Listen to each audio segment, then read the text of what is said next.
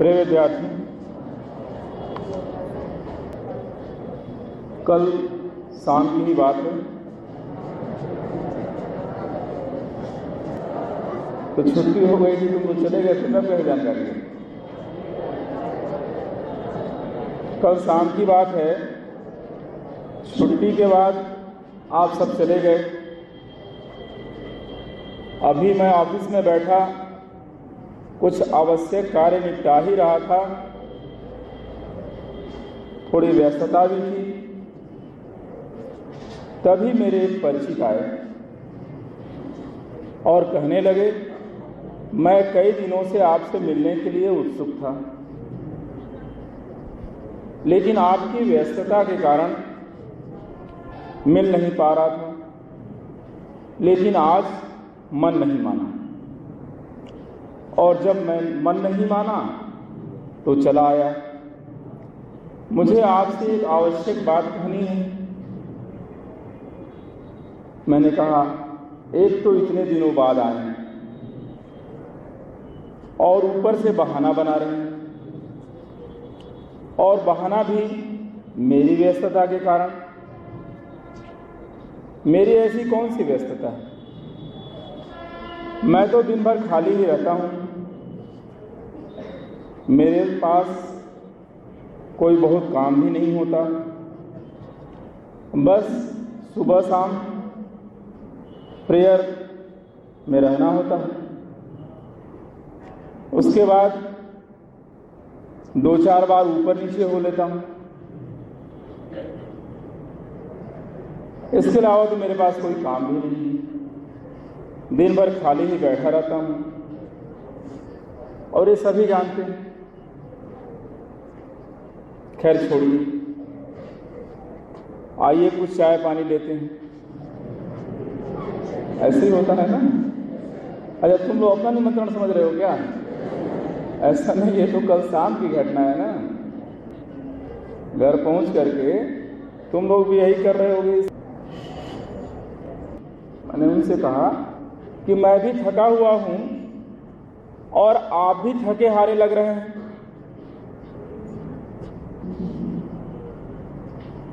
उन्होंने कहा, देखिए, थका जरूर हूं, लेकिन हारा नहीं हूं। कोई हार मानने को तैयार नहीं है, चाहे मेरे परिचित हों, चाहे आप हों, कोई भी। उन्होंने कहा, मैं हारा नहीं हूं। मैंने कहा, चलिए, बहुत अच्छी बात कही आपने, मैं आपकी बात मान लेता हूं। फिर इधर उधर की कुछ बातें होती रही, चाय पानी हुआ। मैं समझा कि बात पूरी हो गई और मैं उनको छोड़ने के लिए उठा। उन्होंने कहा, नहीं, मैं बस इतने के लिए नहीं आया हूं, मुझे आपसे एक आवश्यक बात कहनी। कोई मुसीबत मेरे लिए, और कितनी देर रहेंगे हम। लेकिन शिष्टाचार एक ऐसी चीज है, सब पर भारी है। मैंने कहा, कहिए, जरूर कहिए। अरे, आपने फोन कर दिया होता तो मैं स्वयं आ गया होता। उन्होंने अपनी बात शुरू। उन्होंने कहा, कुछ दिन पहले मैं एक जगह बैठा हुआ था, चर्चाएं चल रही थी। तभी किसी ने एक बात कही, मुझे लगा कि इसे आप तक पहुंचाना चाहिए, सो वही आपसे कहना चाहता हूं। मैंने कहा, ठीक है, जरूर कहिए, लेकिन पहले मेरे इस प्रश्न का जवाब दे दीजिए। जो बात आप मुझसे कहने जा रहे हैं वह 100% सच है? उन्होंने कहा, नहीं, दरअसल मैंने सुना कि। अब जब उन्होंने कहा कि दरअसल मैंने सुना कि, मैंने उन्हें रोकते हुए बीच में ही कहा, इसका अर्थ यह है कि आप जो कहने जा रहे हैं उसके बारे में स्वयं भी आश्वस्त नहीं है कि वह बात सच है। खैर, कोई बात नहीं,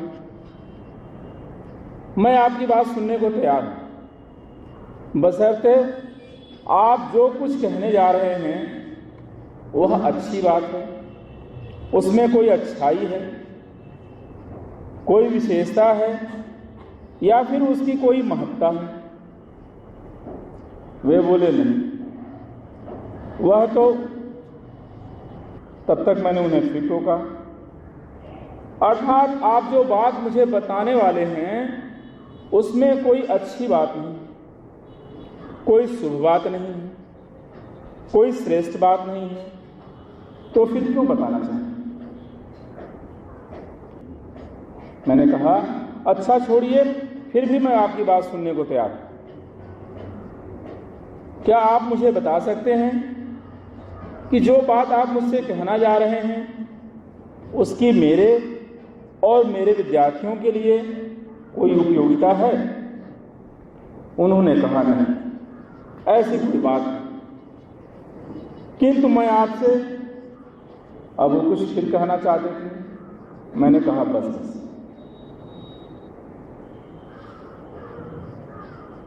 वैसे तो न जाने कितनी जगहों पर कितनी तरह की बातें प्रतिपल हुआ करती हैं जिसका कोई अर्थ नहीं होता, औचित्य नहीं होता। क्या संभव है उन सभी बातों को सुने जिसका सीधे हमसे कोई ताल्लुक न हो, कोई संबंध न हो, कोई मतलब न हो, कोई अर्थ न हो, कोई संदर्भ न हो, और ऐसी बात जो सच भी न हो, शुभ भी न हो, श्रेष्ठ भी न हो और उसकी कोई उपयोगिता भी न हो? तो ऐसी बातें सुनकर समय नष्ट करने की क्या जरूरत है और अपने दिमाग में ऊल जरूर भर के उसे और भी बीमार बनाने की क्या जरूरत है? और यह बीमार बनाने का उपक्रम मेरी समझ से बहुत दुर्भाग्यपूर्ण है। कृपया आप मुझसे वह बात न बताने तो ही अच्छा है। वैसे तो आपकी मुझ पर निरंतर कृपा रहती है और इसके लिए मैं सदैव से आपका आभारी रहा हूं और रहूंगा। मेरी बात का अन्यथा मत लीजिएगा। मुझे अपने विद्यार्थियों के लिए थोड़े समय की जरूरत है, इसीलिए मैं हाथ जोड़कर आपको विदा करता हूं और पुनः आपके पधारने की प्रत्याशा में, प्रतीक्षा में रहूंगा। प्रिय विद्यार्थी, वे तो चले गए। मैं बैठा बैठा सोचता रह गया कि यह मनुष्य भी कितना विचित्र प्राणी है और इसका अहंकार तो पूछो ही मत। वह तो कभी भी किसी को भी नहीं छोड़ता। बस सर चढ़ जाने की बात है तो चढ़ना क्या, यह तो सभी छोटे बड़ों किसी को नहीं बख्शता। सभी के सर चढ़ा ही रहता है। बस मौका मिलने की बात है। तो मुझे लगता ही नहीं है, यह सत्य भी है कि ये जो मेरे परिचित आए हुए थे कल शाम को, वे भी अपना अहंकार शांत करने ही मेरे पास आए।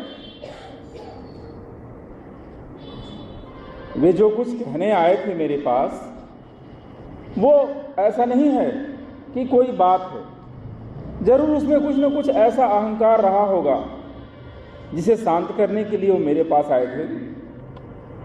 क्योंकि जब उन बातों का मुझसे कोई सीधा संबंध नहीं है, सीधा वास्ता नहीं है और मेरे किसी काम की नहीं है, तो फिर उस कहने का क्या मतलब? कहीं न कहीं यही सत्य है कि इस प्रकार वे अपना अहंकार शांत करना चाहते थे। कितना शांत हुआ ये तो मैं नहीं जानता, लेकिन हाँ, मुझे उन्होंने एक लेसन दे ही दिया, आज का विषय दे दिया, आज की वार्ता दे दी। प्रिय विद्यार्थी, इस अहंकार के दो पंख होते हैं। जिससे वो जब चाहे जहां चाहे पहुंच जाए। और वो दो पंख कौन कौन से हैं? पहला है मैं, और दूसरा बताएं। आज जो बात हो रही है वो हो रही है मैं और मेरा। अहंकार के जो दो पंख हैं वो है मैं और मेरा। मैं अर्थात केंद्र, सेंटर, यानी कि स्वयंभू। इस सृष्टि में एक ही स्वयंभू है, आप जानते हैं कौन? उन्हीं का महीना चल रहा है।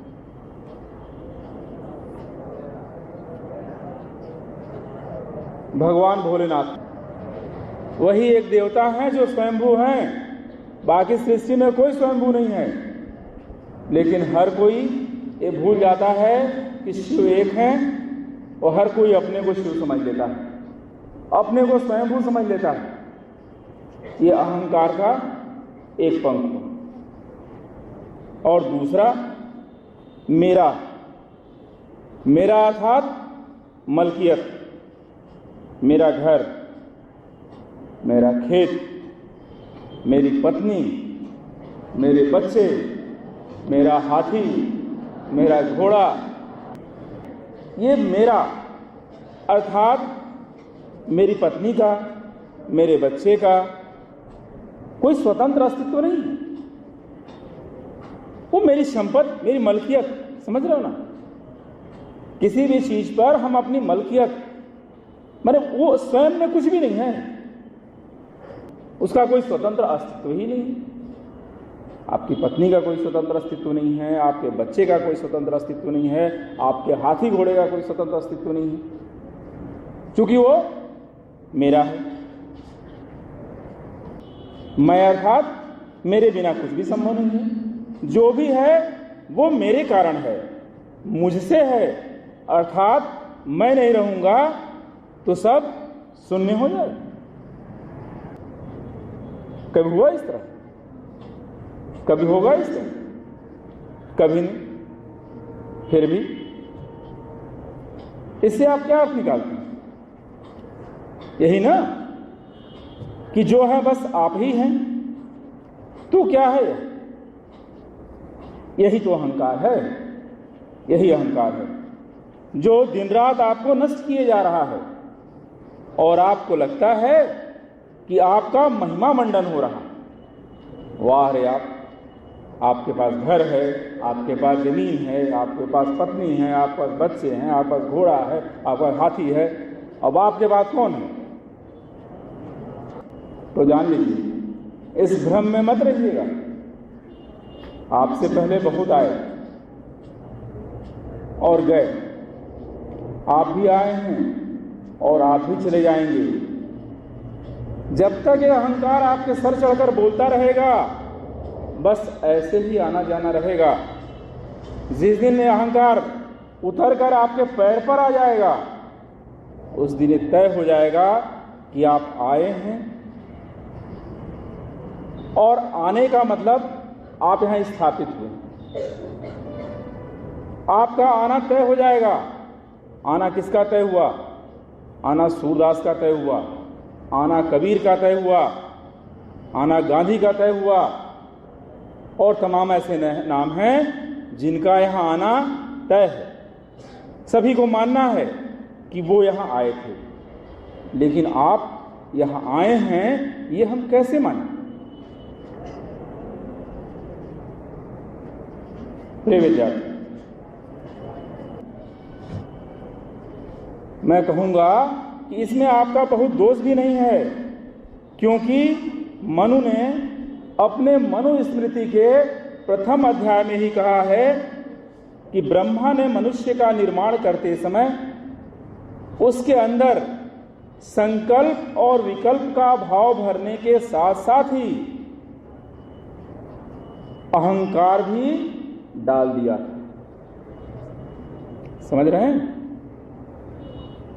ईश्वर ने जब आपका निर्माण किया तो आपके अंदर दो शक्तियां दी, जिनके बल पर आज आप यहाँ तक पहुँचे हैं, संकल्प और विकल्प।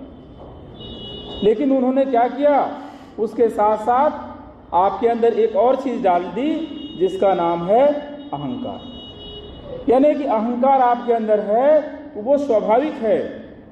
रही बात अब इससे छुटकारा पाना, इसीलिए मनुष्य को कर्म प्रधान कहा गया। इस अहंकार से छुटकारा पाने के लिए तो इससे छुटकारा पाए बिना यह जीवन सार्थक नहीं हो सकता, क्योंकि यह अहंकार स्वयं को जानने ही नहीं देता। इसे लगता है कि यह स्वयं ही सब कुछ जानता है। बड़ी विचित्र विडंबना है। उसे लगता है कि उससे बड़ा ज्ञानी कोई है ही नहीं, जो है बस वही है। आप पे चढ़ के बोलता है, आपको लगता है कि आप बोल रहे हैं, बोल तो वो रहा है, आप कुछ भी नहीं। और यही कारण है कि मनुष्य जीवन भर इस गलतफहमी में पड़ा रहता है, अपनी नासमझ को ही समझ बैठता है। समझ रहे हैं?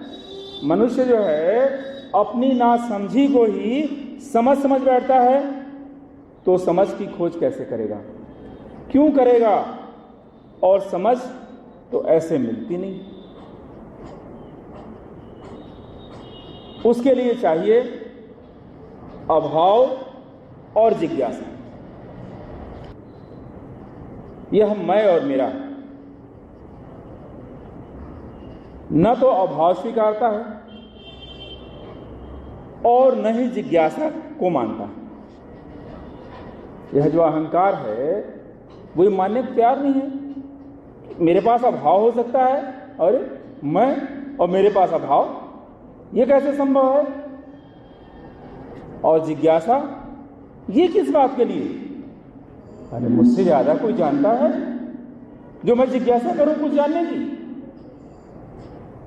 है बड़ी मुश्किल।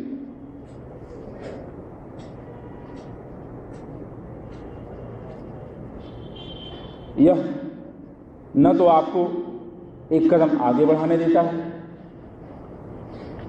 और जरूरत पड़ने पर न ही एक कदम पीछे होने देता है।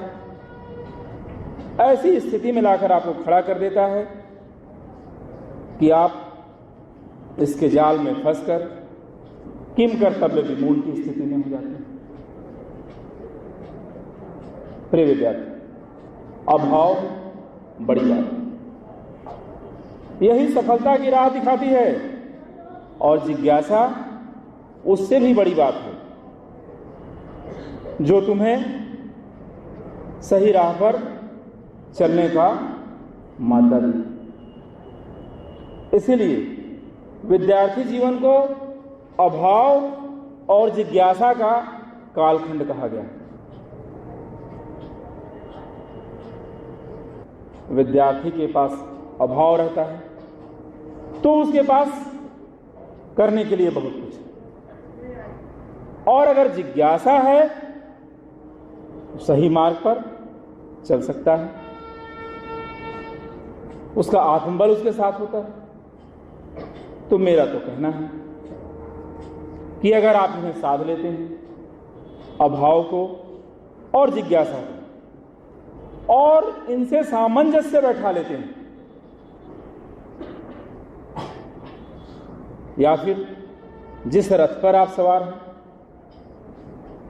उसके पहिए के रूप में आप इसका इस्तेमाल करते हैं, तो निश्चित रूप से एक दिन आएगा जब आप वहां पहुंच जाएंगे जहां आपको पहुंचना है। प्रिय विद्यार्थी, मेरी बात गाढ़ बांध करके रख लीजिए। जब तक आपके साथ विद्यार्थी जीवन है, यूं तो पूरा जीवन ही विद्यार्थी जीवन है, लेकिन इस कालखंड में अगर आपने अभाव और जिज्ञासा को अपना मित्र बना लिया, अपने साथ कर लिया, साध लिया, तो आप उस ऊंचाई पर निश्चित ही पहुंचेंगे जहां आपको पहुंचना है। वे विद्यार्थी, आप इस दिशा में लगे रहेंगे, आप सफल हो रहे हैं, आप सफल होते रहेंगे, आप सफल हैं।